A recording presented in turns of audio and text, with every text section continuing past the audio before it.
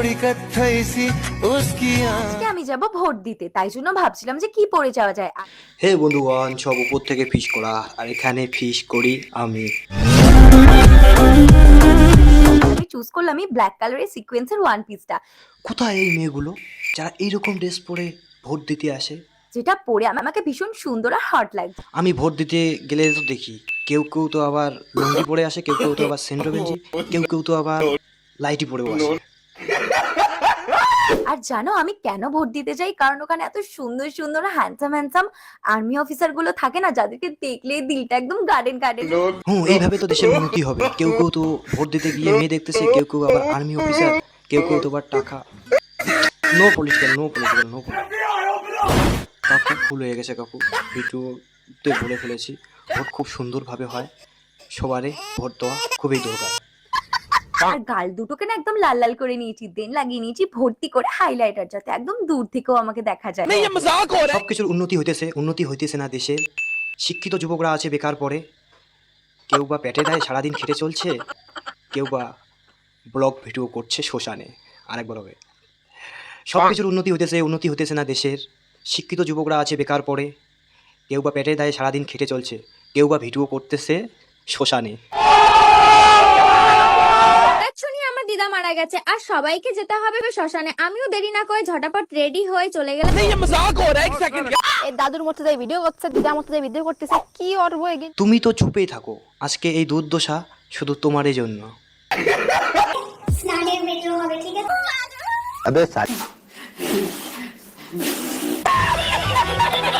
আজকে আমরা যে টপিক নিয়ে কথা বলতে চলেছি সেটা হচ্ছে ব্লগ ভিডিও। তো তোমার জীবনে তুমি অনেক ব্লগ দেখেছো, তো আজকে একটু আলাদা লেভেলের ব্লগ দেখবো আমরা। যা করছে টানতে সবাই আমারে, মানে বুঝতেছি না পৃথিবীটা কি আমার জন্য সৃষ্টি। তুমি তো চুপেই থাকো, আজকে এই দুর্দশা শুধু তোমারই জন্য। হঠাৎ শুনি আমার দিদা মারা গেছে আর সবাইকে যেতে হবে শ্মশানে। আমিও দেরি না মানে তুমি আমরা বিয়ে বাড়ি বা কোনো অনুষ্ঠান বাড়ি গেলে আমরা সাধারণত যেটা করণীয় করি, কিন্তু এই দিদি দেখো ফুল মেকআপ করে যাইতেছে শ্মশানে। এই দিদি তো আলাদাই লেভেলের লিজেন্ড। না করে ঝটাপট রেডি হয়ে চলে গেলাম না মানে শ্মশানে যেসব ভূত পেত থাকে, তোমরা কোথায়?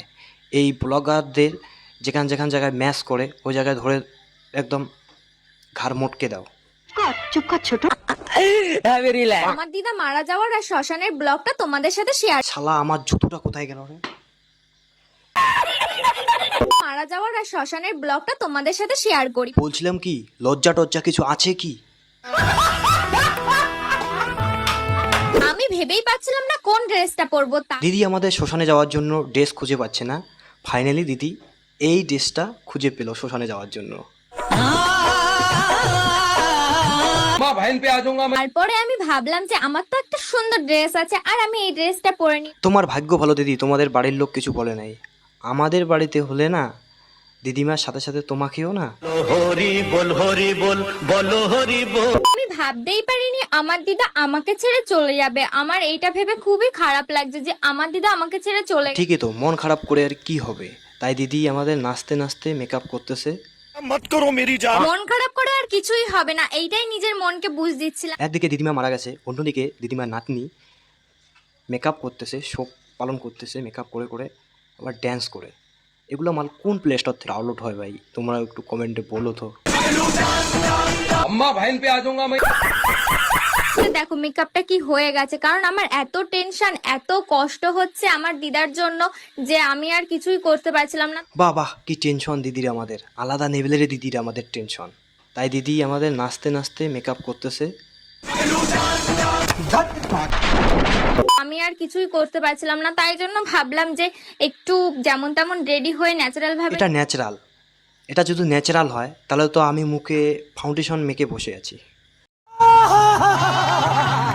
ভাবলাম যেমন তেমন করে যাই, ন্যাচারাল একদম সেরেছি, মানে কিচ্ছু দিইনি, না সাজলে না। না, কিছুই দেয় নেই দিদি আমাদের, শুধুমাত্র দিয়েছে কাজল, লিপস্টিক, মেকআপ করেছে।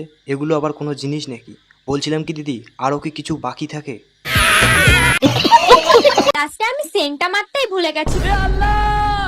আমাকে তুমি উঠায় নাও। এইদিকে আমার লুকটা দেখো কেমন, একটু পরি পরি লাগছে না? আহা, লাগছে তো, পুরো ডানা কাটা পড়ি লাগছে তোমাকে। পার্সোনালি অ্যাটাক করতেছস। তো তুই মালাই, তুই অ্যাটাকের মা। ফাইনালি আমি শ্মশানে চলে এলাম, আর সবার মাঝখানে ভিডিও করতে কেমন একটা লাগে বোঝ। না মানে যেভাবে ব্লগারদের অত্যাচার বাড়তেছে, কোনোদিন না নিজের বাবা মারা গেল। করে আর কিছুই হবে না, এইটাই নিজের মনকে বুঝ দিচ্ছিলাম। হঠাৎ করে দাদুর হার্টের অপারেশনের কথা বোন তুই আমাকে বল, হার্টের অপারেশন এইভাবে কে দেখায়? শুনে পুরো ফ্যামিলির মাথায় যেন আকাশ ভেঙে পড়ল।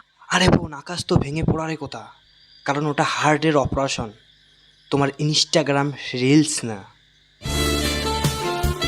আরে বোন, হার্ট এখানে থাকে, आप करना गुस्से में इधर उधर গোটা শরীরে না। তোমরা তো সবাই জানো দাদু অসুস্থতার কারণে বেশ কিছুদিন ধরে হসপিটালে ভর্তি। না মানে দাদু হসপিটালে, এদিকে নাতনির দেখো কাণ্ডকলাপ।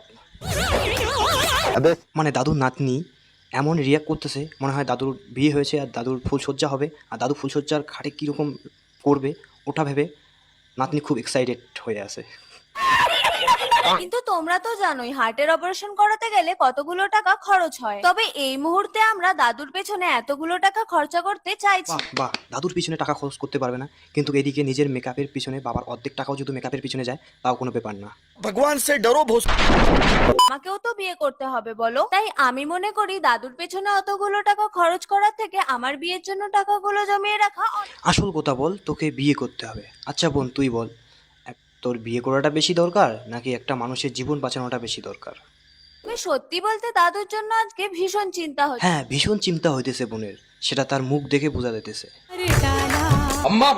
হে ভগবান, এসব দেখার জন্য যদি বাঁচিয়ে রেখেছো তাহলে প্লিজ উঠিয়ে নাও, আমাকে না এই বোনকে। আমাদের সাথে কথা বলতে বলতে আমার মেকআপ তো প্রায় কমপ্লিট হয়ে গেল। নাও এবার তোমরাই বলো দাদুকে দেখতে যাওয়ার জন্য আমার লুকটা কেমন লাগছে।